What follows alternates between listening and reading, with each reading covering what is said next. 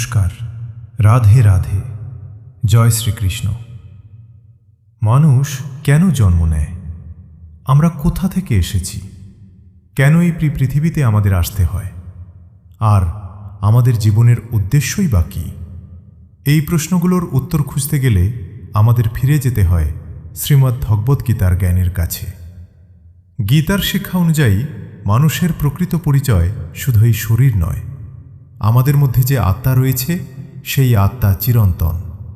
শরীরের জন্ম হয়, শরীরের পরিবর্তন হয় এবং একদিন শরীরের অবসান ঘটে, কিন্তু আত্মা নিত্য ও অবিনশ্বর।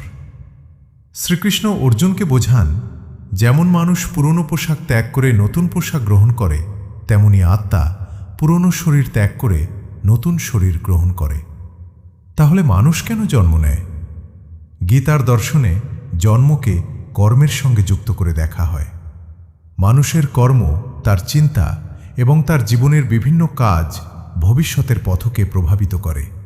তাই জীবনকে শুধু সুখ দুঃখের একটি ঘটনা হিসেবে না দেখে আত্মার একটি শিক্ষার যাত্রা হিসেবে বোঝা যায়।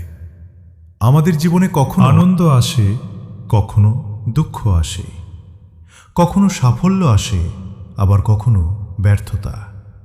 কিন্তু প্রতিটি পরিস্থিতি আমাদের কিছু না কিছু শেখায়। শ্রীকৃষ্ণের শিক্ষা হল, কর্ম করো, কিন্তু কর্মের ফলের প্রতি অতিরিক্ত আসক্ত হও না। আমরা অনেক সময় ভাবি, আমার জীবনে এত কষ্ট কেন?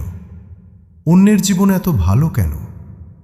কিন্তু গীতা আমাদের শেখায়, নিজের কর্তব্য সৎভাবে পালন করাই গুরুত্বপূর্ণ।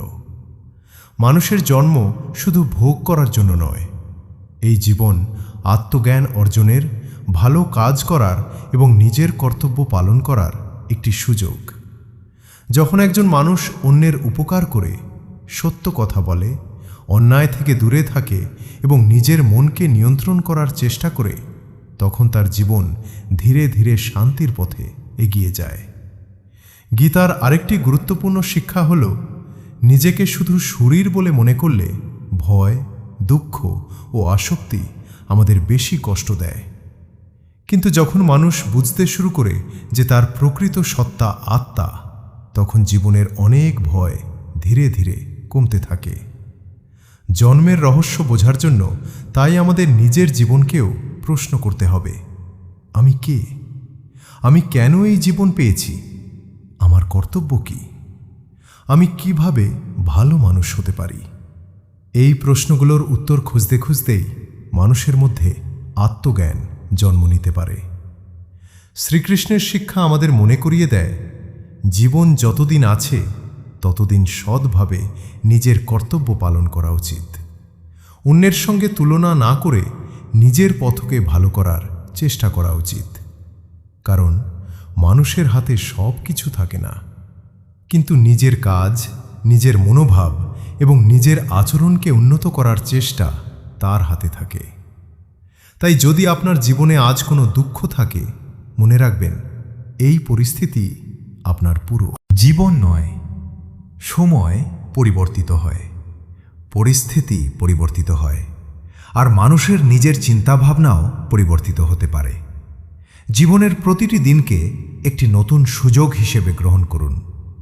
ভালো কাজ করুন, কারো ক্ষতি করবেন না, নিজের বাবা মাকে সম্মান করুন, মানুষের পাশে দাঁড়ান, নিজের কর্তব্য পালন করুন এবং ঈশ্বরের প্রতি বিশ্বাস রাখুন। জন্মের রহস্য হয়তো এক কথায় বোঝানো সম্ভব নয়, কিন্তু গীতার শিক্ষা আমাদের একটি গভীর পথ দেখায়। নিজেকে জানো, নিজের কর্তব্য পালন করো, কর্মের প্রতি নিষ্ঠাবান হও এবং পরম সত্যের সন্ধান করো। হে শ্রীকৃষ্ণ, আমাদের সঠিক পথ দেখান। আমাদের মন থেকে অহংকার, লোভ ও হিংসা দূর করুন।